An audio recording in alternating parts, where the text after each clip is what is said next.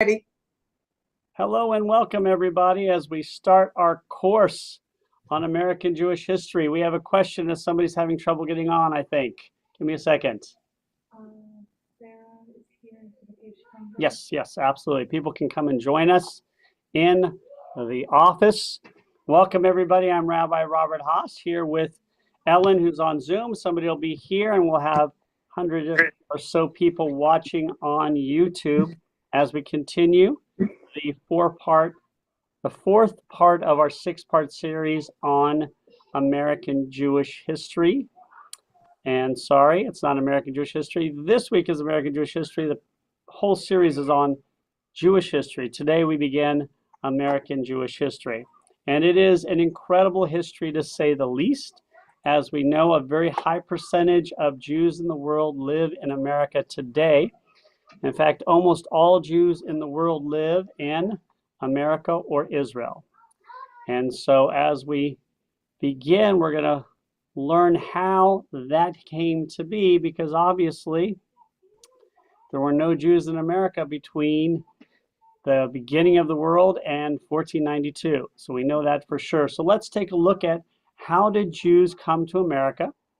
And if we'll get as far as we can, and then we'll continue it as we continue next week, and a little bit of Southern Jewish history and American Jewish history, and then the last week we'll do Savannah Jewish history. So it's important to go back in history and see what's going on. The world, as we talked about, has been divided into two Jewish sects, mainly. I mean, there's other ones as well, but the two big Jewish sets, of course, the Ashkenazic and the Sephardic in Spain or Portugal, the Ashkenazic in Eastern Europe and Germany. And we have to remember that they lived in very different worlds. Most of the Sephardic Jews, even after they left or were kicked out of Portugal and Spain, lived in the world. They lived in the world of science and literature and working with people who are not Jewish and business. They lived in the world kind of like we do today. A good portion of the Eastern European Jews would eventually live in isolated segments, either in ghettos or in, what do we call the word? I just forgot the word. Ghettos or shtetls. Thank you, shtetls. So we have these different groups. Sephardic Jews living in the world, a lot of the Ashkenazic Jews living in isolation, think Tevye. And so as the world changes, we do see Jews coming to the New World. Now, most of the Jews who came on early to the New World were probably traders or adventurers, kind of like me, an adventurer, but much more so. They came looking for better and greener pastures. So there were already Jews in the New World before the first group of what we would call official Jews came. So there's already Jews in the New World. There are Jews who go back into maybe even the day Columbus arrived. There's debate as to whether there were any conversos, any Jews who were pretending to be Christian. There's been a renewed debate as of the last couple of weeks as to whether Christopher Columbus was a converso, actually somebody who was Jewish pretending to be Christian. Whatever the case, Jews are coming to the New World in small doses. They finally officially, in many ways, come to America in 1654. And how did this happen? Well, the Dutch, who we talked about, were very open to Jews in their community, started the Dutch West Indies organization, the company. And that's how the Dutch settled places. They did it through their companies. And the Dutch controlled what we now say Brazil. And Brazil had been under the control of others, especially Portugal, but then the Dutch had it, so Jews were allowed. But all of a sudden, the Portuguese take back Brazil, and in 1654, all of the Jews have to leave Brazil. most of them living in a place called Recife, where there was sugar plantations. And so one of the boats going back to Europe ended up being attacked by pirates and had some trouble. And so in 1654, this boat limped into what was New Amsterdam. Of course, it would become New York, but it's New Amsterdam. And so 23 Sephardic Jews arrive and they decide they want to stay. And of course, famously, the governor, Peter Stuyvesant, said, no, you can't stay. They petitioned the Dutch West India Corporation, which had some Jewish stockholders, and they tell him that they have to be allowed to stay. So this is the first group of Jews that officially come as Jews to live here. And remember, a lot of the Jews who came were conversos. So they were Jews who had been pretending to be Christians, but they may have been pretending to be Christians for generations. So they really didn't know that much about Judaism. But this first group comes into New Amsterdam. They are petitioned, they're allowed to stay. One of the men petitions to serve in the militia, and he is allowed to serve in the militia, becoming the first Jewish person to officially serve in a militia in what we call the United States of America. Before it was the United States of America. But it's kind of ironic because the Dutch in America at this time weren't as supportive of the Jews as the Dutch were in Holland. Ironic. But in another irony, in 1664, only 10 years later, the British are going to take over New Amsterdam. They're going to call it New York. And the British, who had been very, very anti-Jewish for hundreds of years, had kicked out Jews in 1290. All of a sudden, in the middle of the 17th century, with Oliver Cromwell in charge, invite Jews back into their country. And so when they take over New York, they turn their face around and say, you do what you want to do, just don't do it so overtly. So the settlers in New York are able to found their first synagogue, which is Shereth Israel. That is the first synagogue in America. It eventually moved to what is now Wall Street, and the synagogue still exists to this day.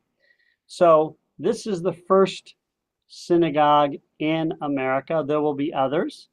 By the time of the Revolution, there will be a synagogue in Newport, Rhode Island, in Savannah, Georgia, in Philadelphia, and in Charleston. And those are the 5 synagogues that are going to exist at the time of the Revolution. There'll be one more that is founded after the Revolution, but before Washington is inaugurated. So let's talk about what these Jews coming to America are doing.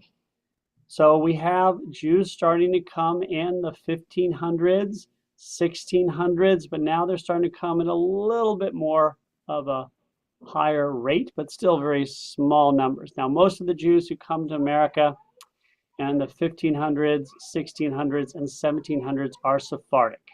They're Jews who live out in the world. So when they come to America, they have skills. And they come here looking for better pastures, greener pastures, but they also have skills. They're traders, they're merchants, they have banking skills, they have a lot of adventurer skills. So they have a lot of skills when they come here. And some of them will move to one of the 5 tolerant colonies: New York, Rhode Island, South Carolina, Georgia, and Penn. Yes, Ellen. Yes, Ellen. You're right. I'm sorry. The Ashkenazi Jews who lived in shtetls, why were they in shtetls rather, and the Sephardic were kicked out of? Well, and what we talked about last time is a good question. Why were they in shtetls? Well, what happens in Eastern Europe and lots of the Baltic states as well is once the Jewish communities are invited, after being there for years, restrictions start to be imposed on them. They were originally coming from the Inquisitions, or not? No. Actually, the Ashkenazic Jews, some did, but most of the Ashkenazic Jews come from other places. Some of them came from Italy. We don't know how the Ashkenazic population became so large, but really by the 1600s, when Russia takes over Poland in Ukraine and Lithuania, these millions of Jews are put into an area called the Pale Settlement. But even before that, there had been restrictions placed upon them. What often happened is Jews were invited to a place, and after a certain amount of years, when the population had soaked up all of the information and the skills, and when things may go bad, like with the Black Death, or when there's an economy, there's a problem, or there's any other issue, Jewish community might become scapegoats, and then they're limited, and then eventually they may leave, or they're eventually put into shtetls, or what would later be ghettos. Not all the Jews, but a high percentage, and we'll talk about that in a moment. So that's an excellent question.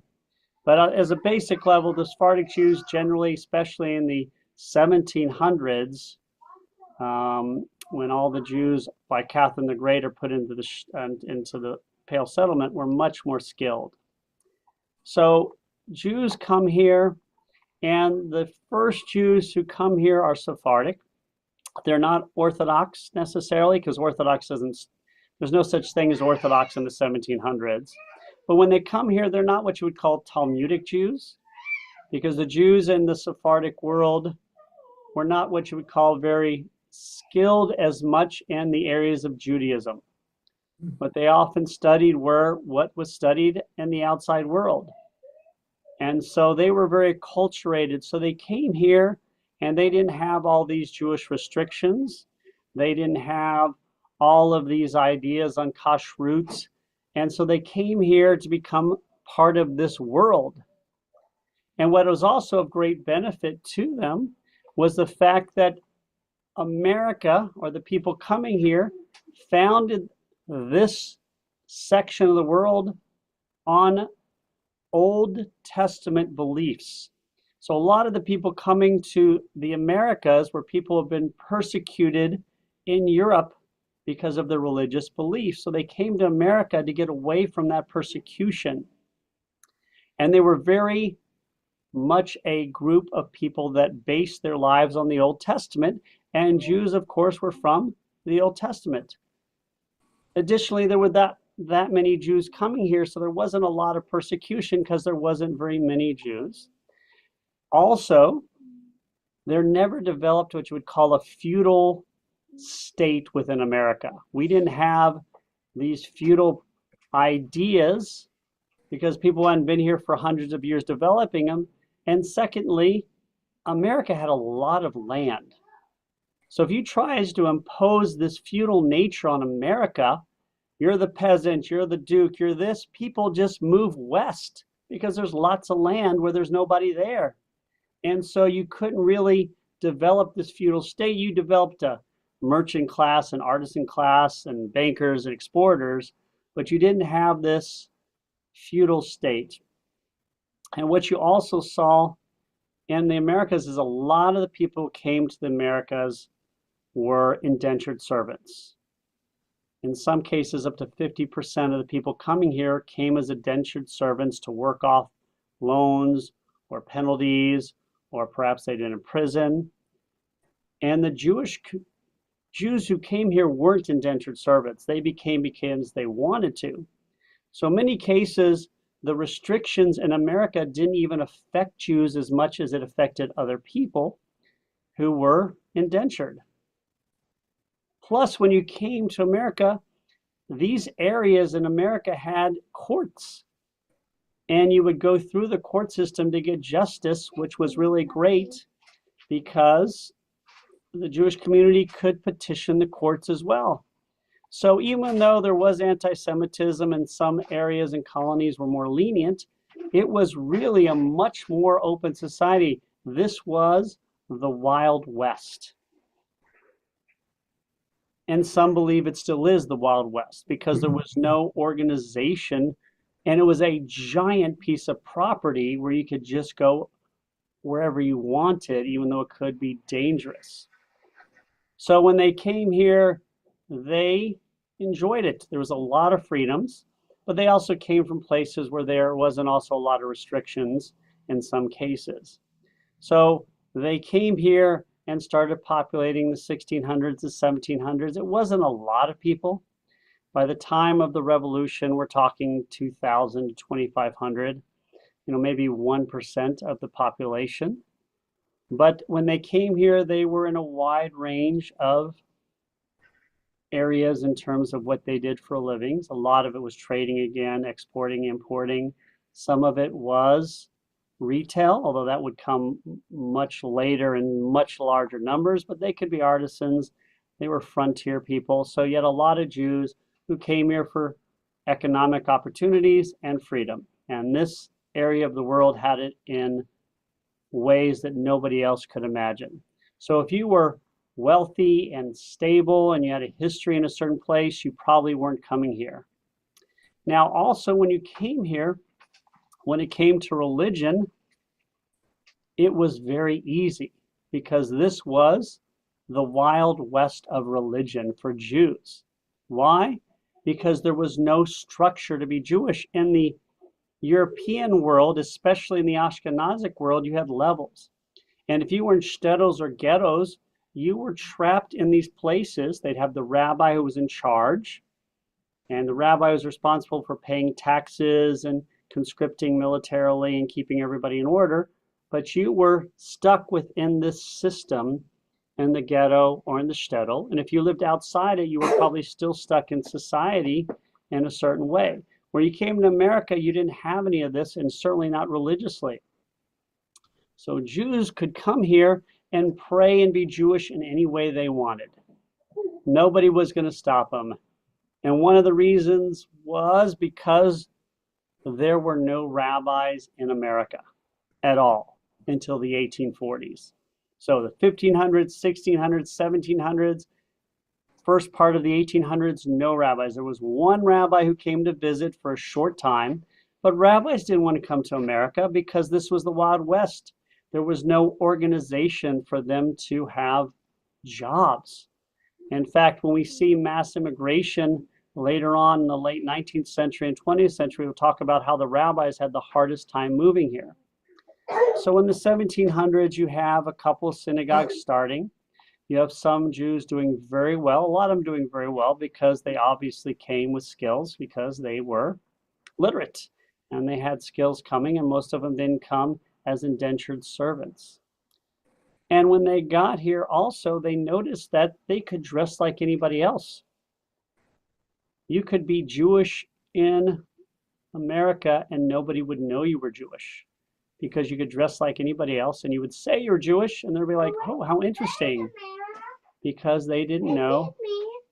They didn't know if they, one second, Amira's over there, honey. And that was amazing to them. And so they got here, they see these Protestants who are Old Testament based. Many of them were so excited that there were Jews in small amounts because these are the Israelites from the Old Testament. And it was really a great place to be. Now, what you see in other places is that, again, even though it was a great place when you got here, America was looked down by other places. People in Europe did not look at America as an equal partner. They looked at them as cowboys. And yet, as time goes on, America is going to bring great wealth to them. So in this time period, we see first Sephardic Jews, but by the mid-1700s, we start to see some Ashkenazic Jews coming as well, in small numbers. Still coming in similar fields, but a lot of people started coming in government service as well, and started coming in retail, as I mentioned, and of course for trade and speculation. The first 6 synagogues founded in America were all founded as Sephardic synagogues. Savannah, just happens to be where we're living, is a little different because Savannah's synagogue, Mikveh Israel, was founded as a Sephardic and Ashkenazic synagogue. We'll talk about that later. So it was the only Ashkenazic synagogue in America until the 1790s. So for over 60 years, it was the only Ashkenazic synagogue. But as time goes on, of course, some Jews from Europe start to come that are Ashkenazic, mostly from Germany, and we'll talk about that in a moment. But let's talk about what happens when the war comes. So Jews in America mostly were Whigs. So most of them did support the idea of freedom from England, but there were a lot of Tories as well. Steve, do you have a question? You know, I was thinking WIGS instead of WHIG, and it was okay. They did not wear wigs, they wore wigs. But a lot of the Whigs did not want to break apart from England. A lot of Jews liked England because England, starting in the 17th century, had started to been pretty good to the Jewish community. They welcomed them into England even after Oliver Cromwell was overthrown and killed. The Jews were still welcome there. And so they started to be really good. And plus, in America, Americans here were still paying less for certain wars like the war with France than they were paying in England. Americans paid a tax rate much less than the Brits did. And the famous taxes, the sugar and stamp tax, for instance, were worse on the Britons than they were on the Americans. So Jews who were Whigs didn't necessarily want to rebel, but there were Jewish Tories, but most of them were probably Whigs, especially because most Jews in America were Sephardic, and the Sephardic Jews had no allegiance for the most part to England. So when the war came, a lot of Jews, the majority still did eventually support the revolution. Some of them became very famous, like Chaim Solomon, who was one of the gentlemen who financed or helped to finance the revolution, died bankrupt. 2 members of Congregation Mikveh Israel helped to finance the revolution. We'll talk about that later. And so it was true that many Jews did fight in the revolution. Now, it wasn't a huge number because we were probably less than 1% of the population, but many did. And some from our congregation will talk about that next time as well. And so what we saw is once the revolution happened and was over, things could have gone very differently. I'm sure many Jews were worried, but it ended up being even better because some of these freedoms that certain colonies were giving Jews became federal laws. Congress shall make no law respecting an establishment of religion or prohibiting the exercise thereof. No religious test shall be ever required as a qualification for any office or public trust in the United States. These were great laws if you were Jewish, because it ensured liberties that really no other country had ever given to Jews before. Now, they'd have freedoms. Places like Georgia and Rhode Island had been very supportive, but the federal laws were truly supportive in that Jews were basically equal. Now, there wasn't a large number that went into politics because there was still a small percentage, but these laws were incredible. And what you were seeing already were Jews in Europe were starting to take advantage of changing times there. Moses Mendelssohn, for instance, one of the greatest Jews of the 18th century, was one of the Jews who said, we don't have to be halachic, following all these rules. We can read the Torah in German. Jews in Germany were feeling the freedoms given to them by none other than Napoleon. And we'll talk about how Napoleon not only affects German Jews by giving so much freedom to Jews in Europe, but how he affects America as well. So by the end of the 18th century, we start to see a trickle more of Ashkenazic Jews starting to come. And that trickle is going to grow. So really, the 19th century, especially 1820, 1840 to 1880, is going to be a time for the German immigration to America. Think about it, the time after the revolution when Washington's elected maybe 3,000 Jews in America. By 1880, there's going to be 250,000 Jews, almost all of them German Ashkenazic Jews, because you'll have a few thousand Sephardic Jews, and then all of a sudden, 1820, 1830, 1840, really, you have this immigration of 200,000 German Jews. So 200,000 versus 3,000. You can see how they overwhelm the Sephardic in number. When they first get here, they're very excited to see these Sephardic Jews, almost jealous because they see how well they're doing and how much freedom they have to do almost anything. Yes, there are restrictions, but nothing compared to what every other country in the world puts upon their people. Now, a lot of us think, well, our relatives came here from Eastern Europe and they were dirt poor. That is true. That's a different immigration. The German Jews immigrating starting 1820, but really beginning 1840s in large, are very different than, for instance, my great-grandparents who came over in the 1890s from Poland and from Hungary. In Germany, Napoleon had helped to free Germany, and Jews were starting now to work in regular jobs and go to universities. In Germany, the Reform movement starts, and it starts to compete. The Reform movement starts, and they say, we're not going to be like those people over there. They're Orthodox. And all of a sudden, you have the Reform movement versus the Orthodox movement. But years after Napoleon dies and he loses power, there is dissension in Germany as to which way they're going to go. And they start to put restrictions on Jews, and a lot of them have become successful. So a lot of the Jews start immigrating to America from Germany, except they have skills and some of them have money.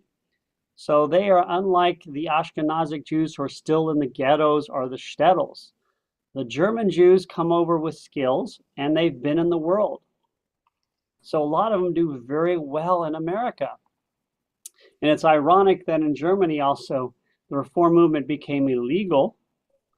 But why was the Reform movement illegal? Because the Orthodox leaders went to the government and said, these people are not really Jewish, stop them. And they did. So a lot of the liberal Jews started coming to America because of these restrictions. So why do they come to America? Well, there's issues in Germany, but they come here, they're going to work with the government. Again, fur trade, land speculation, the same.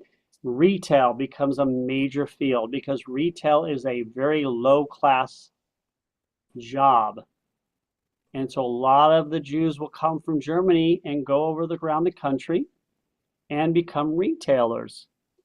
And enough Jews will come that they form synagogues in places like Cincinnati, which will have as many Jews as New York in the 1840s, 1850s. New Orleans, Chicago, Cleveland, they'll start all the way to San Francisco if you've seen the Frisco Kid.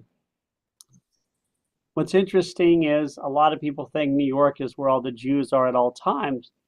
Savannah will be the largest Jewish community in America for maybe 10 years in the 1730s and early 1740s. Charleston will be the largest Jewish community for about 100 years, from the 1740s to the 1840s. Now, when they come here again, they don't have this religiosities that we think about. When they start their synagogues, they are completely free. They're not worried about rabbis being very strict or keeping kosher in a certain way or how they travel on the Sabbath, because they have to work on Saturday, because Sunday is the day of rest for everybody else.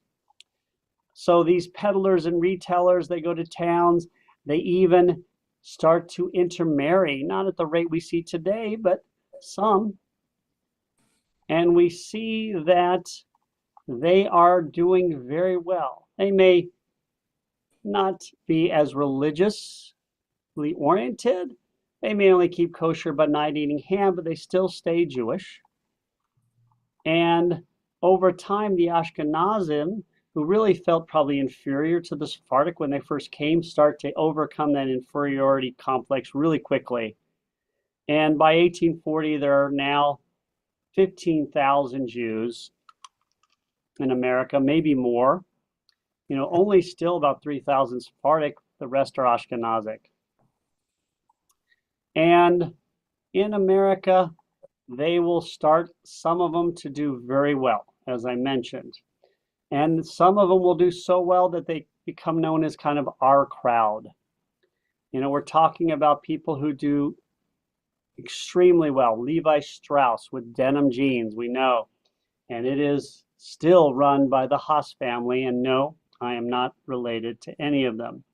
So Jews would come in banking and retailing, and you'd hear names like Guggenheim and Warburg and Rosenwald and Strauss and Schiff and Kahn and Altmans, all of these German-American elite. And you would see them go into certain areas where they were allowed. There were still restrictions. They were unofficial restrictions, but Jews could not go into oil or shipping or coal or railroads or steel, but they could go into other areas that were not considered cut off or limited. And so retail became a major area that they did really well. Great examples. You hear about all the gold rushes. Well, who makes money in a gold rush? By far, the people who make money at a gold rush are the people who are selling the equipment, because very few people actually find gold and they usually spend it. It's the people who are selling all this equipment that make a lot of money, and that would have been sometimes Jews who were doing that. Not always, but sometimes. One of the areas that few Jews went into was, of course, farming. A lot of the other settlers coming from Europe went into farming, but of course Jews had never been allowed to be farmers in Europe, and so they couldn't do it. But you had this incredible amount of Jewish ideas coming here, but not necessarily religious. And if you were a traditional Jew in Europe, you would see that what Jews in America are succeeding at are business, maybe even literature, maybe even science, maybe banking, maybe cultural things, but they were not doing major works in Judaism. So if you were a more traditional Jew, you were staying in Europe because that's where all the rabbis and the sages were. Here again continued to be the Wild West. And it's really exciting for people who come here because they're getting so many opportunities, because a lot of Jews in Europe were very limited, as was everybody else. And we think about the Jews having these opportunities. Everybody had these opportunities. Not everybody, but Daddy. many people. Hey, Daddy. 1 second, guys. Ari, I'm teaching class. Go play with Amira. Wait, where, Okay. where's Mara? Amira, I think, is over there. Excuse me, guys. My wife couldn't pick up the kids, so I get them, so I'm very lucky. So what you see, these German Jews coming here, they work hard, they're frugal, and they invest their money, and they're literate. Gives them a great amount of added benefit. So all these Jews coming over, you see half of them are businessmen. A lot of them are in banking, even more accountants and bookkeepers and agents. You do see tailors and jewelers and all that. But out of all the Jews coming, maybe at the most 1% were farmers, probably less than that, whereas a much higher percentage of other people coming were farmers for obvious reasons. Now, when they come to America, excuse me for 1 second. Ari, go play with your sister. When they come to America, they become very similar to the people where they live. So if you're living in the South, you're probably a Southerner. If you're in the North, you're probably a Northerner. And of course, this is going to make a huge difference, we know, with the Civil War. But before the Civil War begins, we finally have what we call rabbis coming to America. That starts in the 1840s. Who was leading services before? We would have what we call American rabbis. Sometimes they were called leaders, sometimes they were called reverends. You'd have somebody in your community who served as the rabbi, even though they weren't trained as one. But in the 1840s, you start to see some rabbis from the old country come in smidgen, and plus more people who are trained. And one of the more famous ones, of course, would be Isaac Mayer Wise. Now, Isaac Mayer Wise comes to America and has the idea of creating a connected Jewish system, an American Judaism. Now remember, the idea of Reform and Orthodox are sort of around in Germany, but it didn't really take because the government restricted the Reformers. In America, Isaac Mayer Wise becomes the father of Reform Judaism, but he is a practical person. He wants a Reform Judaism that is kind of a mix of orthodoxy, still keeping kosher. You can ride a wagon on Shabbat. You can preach in English, but you're going to keep the prayers a lot the same. So it's really an American Judaism that is kind of based on orthodoxy with some reform. And so he's going to write his first, his prayer book, Siddur Minhag America. Eventually he'll start the Union for American Hebrew Congregations, which is now the Union for Reform Judaism. He'll start Hebrew Union College, and he'll start the CCAR, the Organization for Reform Rabbis. But when he first started American Judaism, he wanted a Judaism to connect all of the synagogues together. And that was his goal, to create a Judaism for everybody, based on reason, but using some Talmudic ideas as well.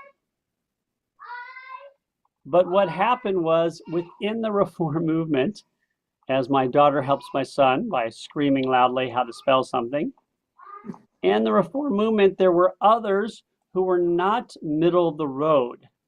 There were others in the Reform movement who we would call much more radical.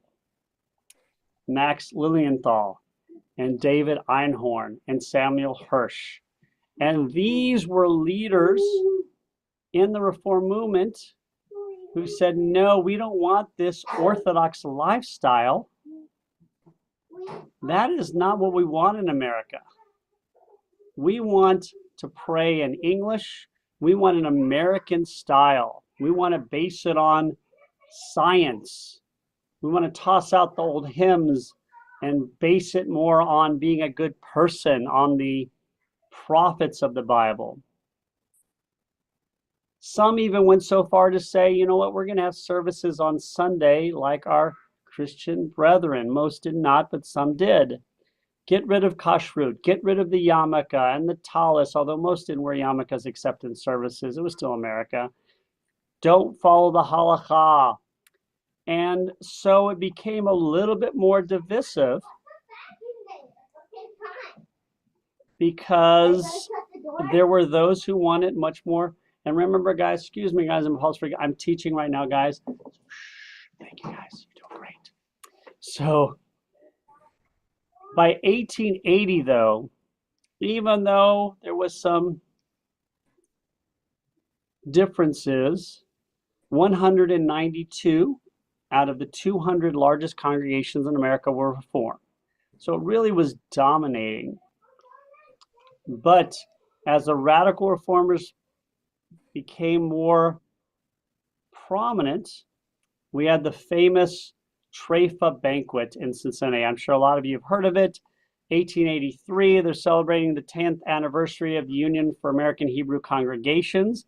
200 guests from all Jewish walks of life. They get to this banquet in Cincinnati, and what do they find on the menu? Appetizer, little neck clam with some sort of sherry. Soft shell crab with shrimp. The entree was basically creamed bullfrog. Dessert was cheeses with black coffee with no milk, because we didn't need milk for the Orthodox, even though there was cheese. So this is one of those moments, and when people walk out and they start the Orthodox movement, and they become very anti-reform, and the reform become anti-Orthodox in many ways, so that'll change over time. They'll have the Pittsburgh Platform only 2 years later. This is the major platform for the Reform movement that starts it all. Isaac Mayer Wise is in charge, but now the radical reformers are really in charge. A man named Kaufman Kohler, who's an intellectual from Europe. And he says, we reject the Bible as divine. We reject kashrut. Do not open that, buddy. Put that back. Excuse me, guys. He's taking my Star Wars collectibles. We're not opening that. Thank you, buddy. The Bible's not divine. We're not keeping kashrut. We reject the idea of the body being resurrected and the Messiah. And we don't want to go back to Israel because we live here. And that leads to what the Orthodox would call the Counter-Reformation in America. It also leads, interestingly enough, to the conservative movement. So when does the conservative movement start? Well, the conservative movement's not around. So in the 1800s, you could be really Orthodox, but you might not wear a yarmulke when you walk around because you want to be like everybody else. Certainly not wearing payas. You'll wear your yarmulke when you get into services. You might go to services on a wagon. You keep kosher at a certain level because that's the best you can do. But it was the radical West. You couldn't do that today. If you're not wearing your yarmulke in your services, you're not going to be Orthodox. They had mixed seating. Our synagogue, Mikveh Israel, our building now was built as a mixed seated sanctuary in 1880 and 1878. We were Orthodox in 1878, and we had mixed seating with men and women because that's what you could do back then. But the conservative movement is going to be formed out of this general divisiveness that comes between the Reform and Orthodox community because you need somebody in the middle. You got the radical reformers going one way. We don't want yarmulkes. We don't want these trappings of religion. And Orthodox who want to be much more traditional, kind of like the old country. Well, what about everybody in the middle who wants to keep yarmulkes and be, kind of religious, but not completely Orthodox? And that's how the conservative movement began. It starts off small, but it is going to become the largest movement in short time because it's going to take advantage of the Eastern European Jews. And we'll talk about that for a second. Let's go back to World War II. Amira, close the door all the way, please, honey. Thank you. The Civil War. The Civil War begins, and there are Jews on both sides. Why are there Jews on both sides? Because we, as Jews, kind of like today, become very connected to where we're living. New York Jews consider themselves New Yorkers. Southern Jews are Southerners. Florida Jews are Floridians, California Jews, and we become very connected to where we live, and we become very connected to the people who we're next to. So in the war, you're going to have Jews who serve on both sides. And remember, a lot of Jews comparatively still are living in the South. I think the majority is now living in the North, but it's only been a few years that the majority of Jews are living in the North. So there's still a significant number of Jews in the South, and they go to war like everybody else. And so when people come here, they ask, how could they have served the South? Well, back then you served where you were from. And yes, there were Jews who had slaves. That was part of being a Southerner. Now, people say, well, the Jews controlled the slave trade and they had most of the slaves. That, of course, is nonsense. A very small percentage of the slave trade was through the Jewish world because we were so small. Ari, I'm still teaching, buddy. So go play at the mirror. Okay, I'll be finished in just a little bit. Give me about 15 more minutes, buddy. So, but we have to face the fact that Jews did have slaves, some of them in the South. Some protested against it. Some Jews in the South refused to have slaves, but they weren't overt about protesting it because they had to live here and work here. And excuse me 1 second as my son is taking lots of candy. You can have one more, put all the rest back.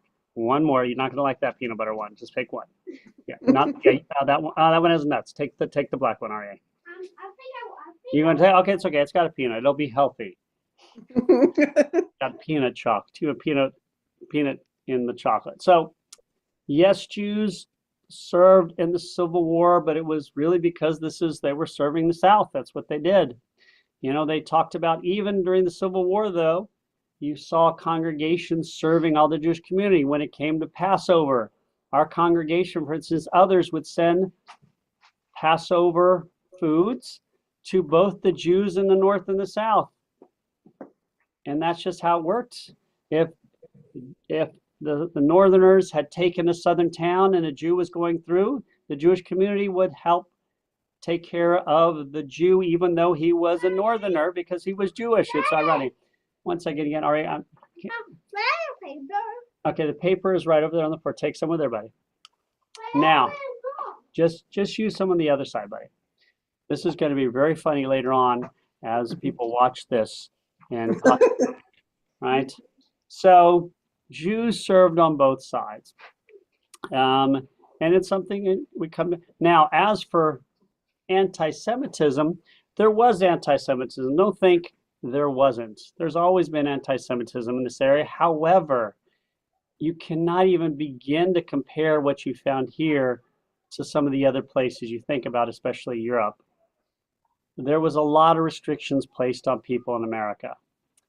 And Jews were nowhere near the most restricted people by any stretch of the imagination.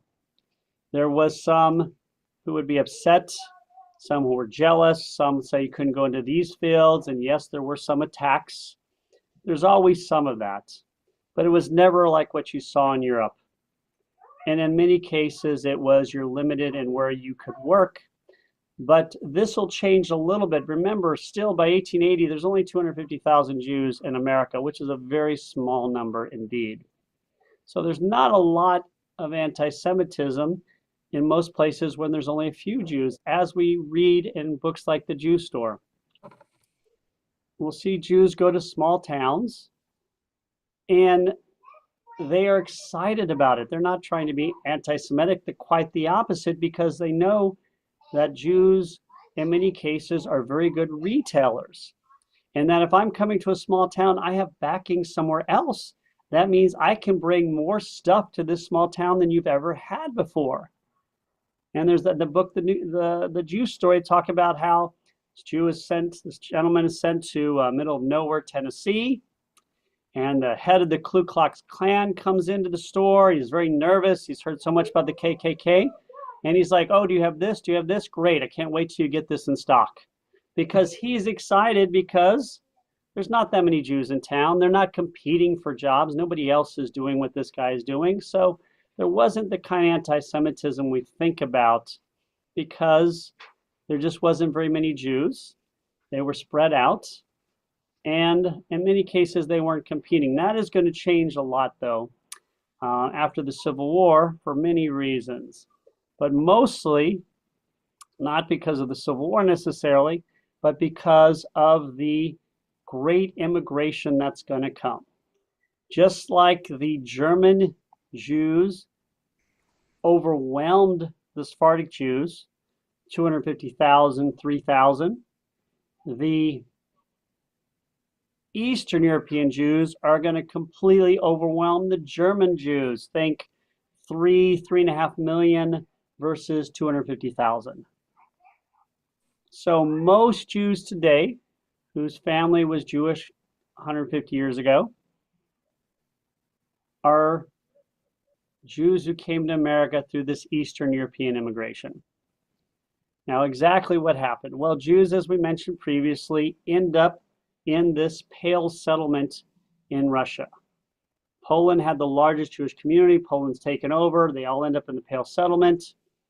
Some Jews, there's some Jews living in cities who are doing very well in Russia, a small percentage.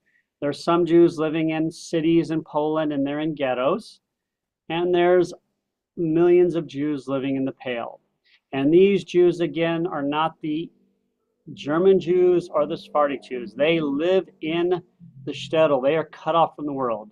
They're all literate, they're all educated, but they only know Jewish stuff. They're skilled in Talmud. This is where we have the Baal Shem Tov and all the Isaac Luria. Think of the Kabbalah and Hasidim all of this great Jewish knowledge comes from this time, but they do not know anything about the outside world. And so, of course, in 1881, Tsar Alexander is assassinated.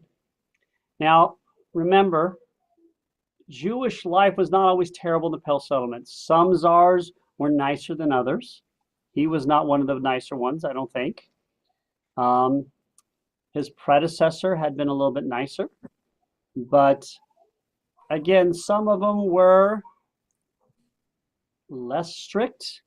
Alexander II was one of those who was very, very abrasive, abusive, secretive.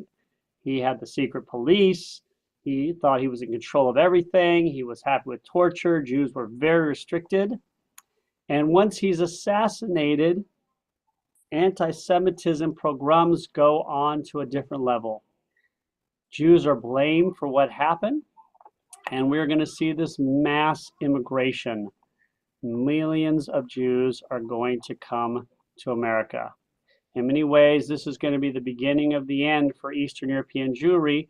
Obviously, the Holocaust will be the end, but you know, the areas that gave us the Vilna of Gaon in Lithuania are going to be defunct of Jews, but a lot of the Jews are going to come to America to seek a better lifestyle. They may have a distant cousin, and they're going to come here in waves, 35,000 a year for 20 years, beginning in 1881. And remember, the restrictions on immigration to America were very lenient during this period. So you have all of these Jews and other peoples moving. It's not just Jews moving to America in numbers never seen before. They completely overwhelm the German Jews who want to help. The German Jews are starting organizations left and right to help these immigrants. But again, it's a different way of helping. I want to help you, but I don't want to invite you necessarily to dinner or to join my synagogue. Because again, these are these people coming look nothing like the Jews in America who are now prosperous and educated and living in the world. All the immigrants coming from Eastern Europe, almost all of them are dirt broke. They have nothing except they're literate and educated. No, excuse me, guys. No more. You're getting some from Mira. No, take, okay, one more, just one more. This is the last one. That was so generous of you to take 2 handfuls for Amira. All right, two, because you know I'm teaching. Good job of taking advantage of it, buddy. That's how you got to do it. So they come to America and they go straight to the sweatshops. We know the stories. They're living in New York. Almost all of our grandparents or great-grandparents or great-grandparents. And they come to America and they're broke, but they are educated, which gives them a huge advantage. They come to America and they take advantage of America, and especially one thing that America gives, which they can't even believe it. They come to America and there is free secular education for everybody. Your kids get a free secular education. You don't have to pay for it. They get a free education. And they are thrilled. They will work 90 hours a week so their kids can go to school. They'll save every penny to help start their kids in business. All of our ancestors, mine, anybody who's been Jewish for 150 years, probably, not all of us, most of us have family members. 3 out of my 4 grandparents did this. And let me tell you, they come and they mean business. They go to college. They send their sons that generation to the next generation. They try and find any way they can to get around the limits placed by colleges. They come to America, and since they're educated and from these isolated societies, they do not have the same issues like a lot of immigrants. There are not very many paupers because the Jewish community will take care of the paupers. Few of them are going to prison. There's not very many murders. There's not a lot of juvenile delinquency.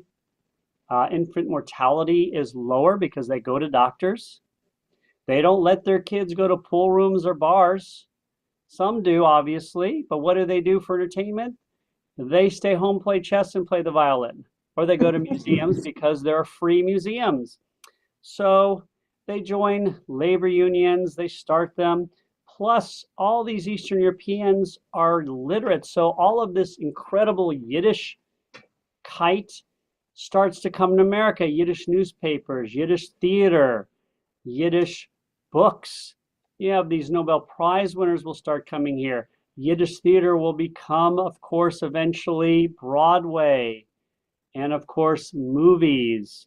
Tin Pan Alley will become Broadway as well. And vaudeville and television and radio and newspapers and all of these things that we take for granted. Remember, the world is a much more literate place today, in America certainly, even though there are parts of America that are not literate at a level we feel they should be. But 130 years ago, nobody was literate. Almost nobody, even wealthy people weren't necessarily literate, but every single one of those Jews coming here, men and women, could read and write. And that is a huge advantage. Because if I can read and write in my language, it's a lot easier to learn to read and write in another language. If I come here illiterate and I don't learn how to read and write, and I wait till my 20s and 30s and I try and read and write in a language that's not my native language, that is really difficult. So yes, the smartest people can do it, but the rest could not. Whereas all the Jews could read and write in their own language. So what did all the Jews coming over here say? Children, you are not speaking Yiddish at home. You're going to speak English. That's what you're going to do. And of course, they found ways around things. One, for instance, medical school. Their medical schools had a limit on the number of Jews who could go to medical school. So Jews would get out of medical school, they would pretend they weren't Jewish, but once you got out of medical school, everybody kind of knew you were Jewish, so Jewish doctors couldn't find jobs because back then you worked at hospitals and hospitals wouldn't hire Jewish doctors. Funny, it sounds funny, but that was the case. So since these Jewish doctors couldn't find jobs, what did the Jewish community do? They built Jewish hospitals.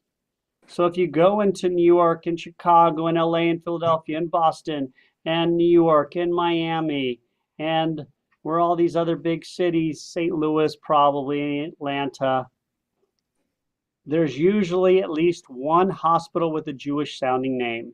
It was often started to help these doctors get jobs.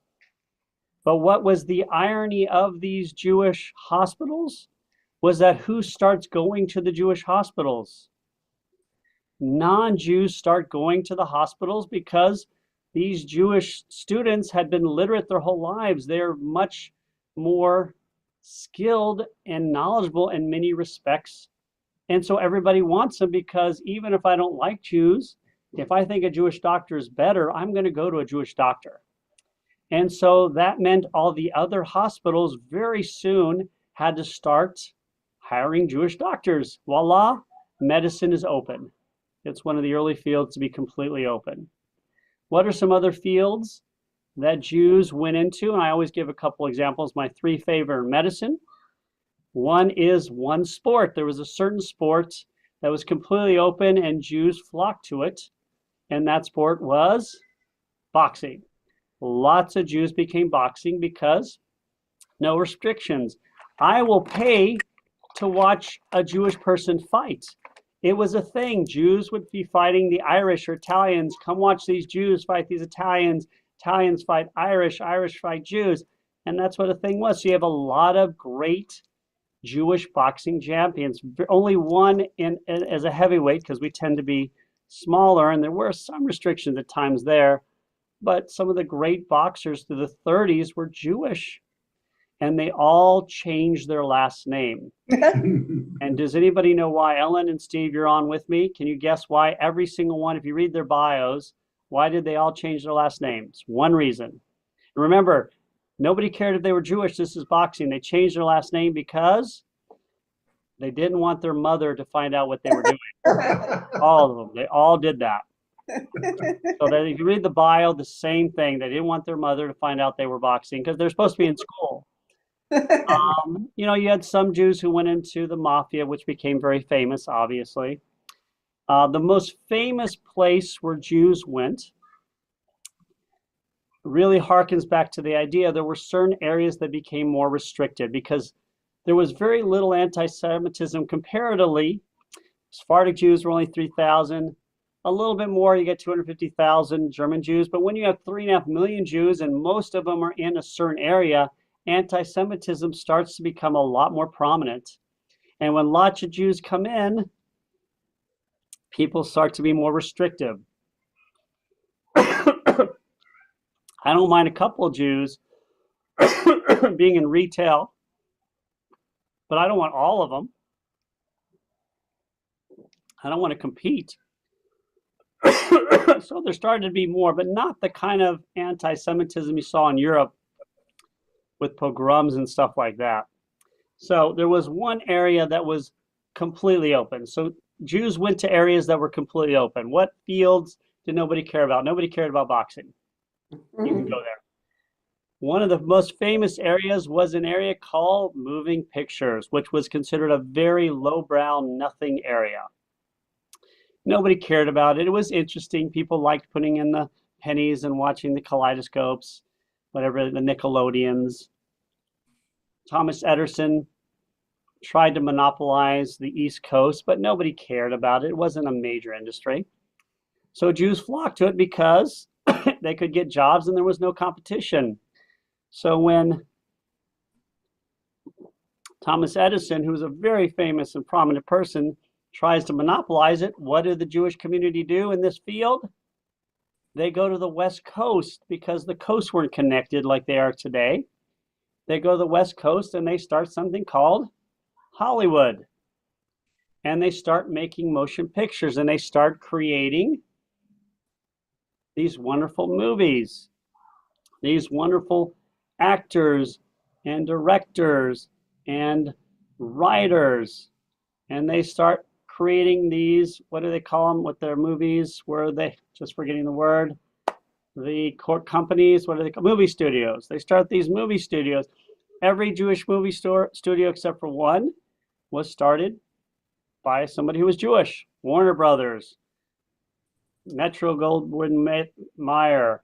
I mean, Louis B. Mayer, of course, was very famous. So these are how we were able to go into certain fields. And by the time being in the movies was very prominent and everybody wanted to be in the movies or television or radio, it was too late because there were so many Jewish people it was too late to limit them. They started to limit, you know, who could be a lead actor. You know, if you wanted to be a lead dramatic actor or action actor, you had to look a certain way.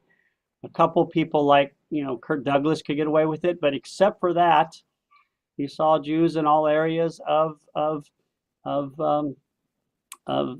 movies, TV, places like comic books. Nobody cared about comic books. They were nothing. So that's why most of the comic books were written by Jews, because it was completely open. So what happened with the conservative movement is they saw this need. These people came here. They didn't want to go back to the way life was in the old world. They didn't want to be restricted. They didn't want to be controlled by a rabbi. So the rabbis had the hardest time because rabbis would come here.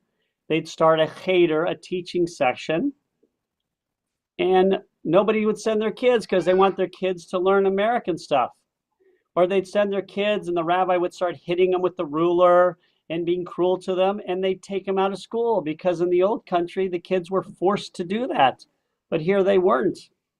I'm bored, Dad. Okay, my daughter's bored, so we're going to finish up in just a minute. Mary, give me about 5 more minutes. Don't break that. It's boring. I know, go. There's some more games. Go games. Go play No, games. all the games are boring. Okay, well, I'll let you What's play this? with you. That is Yuck. not candy. Yeah, that is yucky. Those are cough drops. All right, we'll finish in just a minute. And so they really had to learn. Are you spilling stuff there, Mara? All right, just leave it alone. I'll fix it later. They had to learn new skills because those rabbinic skills did not really work in America the way they had before. And then the conservative movement saw this need and saw you had these large number of Jews coming from Eastern Europe who didn't have a place to go to worship, and they started integrating them.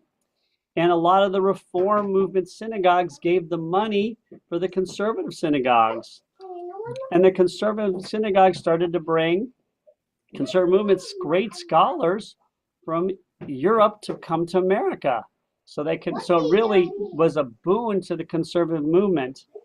So you have people like Cyrus Adler come here, of course, famously Solomon Schechter, and then later people like Mordecai Kaplan. And they came here and they would be very successful in this movement. Meanwhile, Dad, can I have chocolate milk? yes, but no, you can. I don't know, that may be kind of old. I'll take this. We'll give you a. We're going to finish in 5 minutes, and we're going to go to 6:15. So, but for the Orthodox coming to America, it was a very big awakening. Yes, you had this German Orthodoxy, but that was a little different. That was not this restrictive Orthodoxy. So they came here and they saw what was going on, and it was a big awakening to the Orthodox because they had to figure out ways to be successful in the outside world, and they eventually did. But it took some time. So you had the Rabbinical Council of America, you started Yeshiva University, Union of Orthodox Jewish Congregations, one of the major ones, and then you had those that wanted to be more isolated, the Union of Orthodox Rabbis of the US and Canada, who wanted to stay kind of with those fences around them. And they had to learn things like, you're not selling your Torah blessings in America. Sermons in America were going to be in English. They may even shorten some prayers in America. And so these three movements had to carve out their place. And it wasn't all, everybody thinks the Reform movement started, and the conservative and Orthodox, and it was all set. It took years for them to find their places. Any questions, Ellen and Steve? So we're going to stop in a second, and then we'll finish. We didn't get that far, but we'll finish up with this. The borders of America close in 1924 with the Johnson Law. So the Johnson Act changed immigration in America. It was a very simple way of changing it without having to do very much.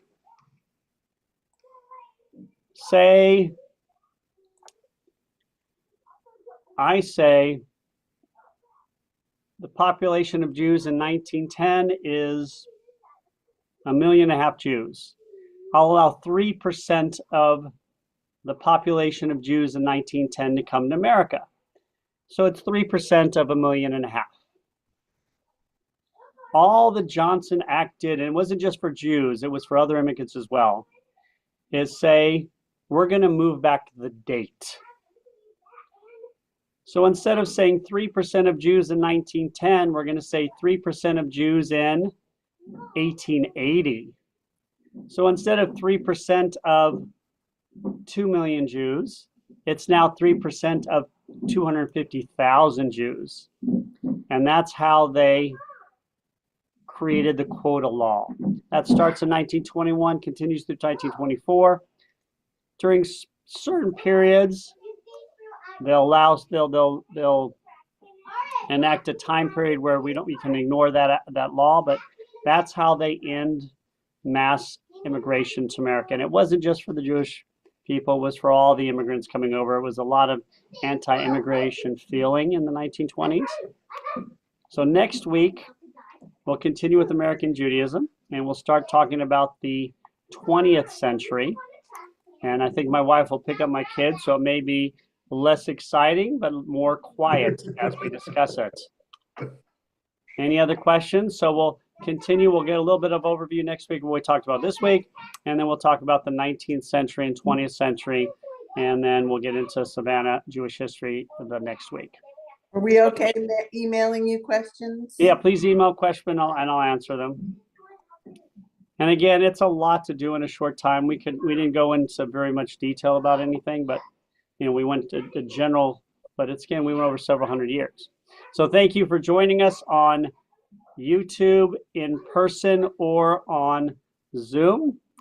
And we will see you next week for part 5 of Jewish history, where we'll talk about American history part 2. Thank you, everybody, and have a great evening. Thank you, Rabbi.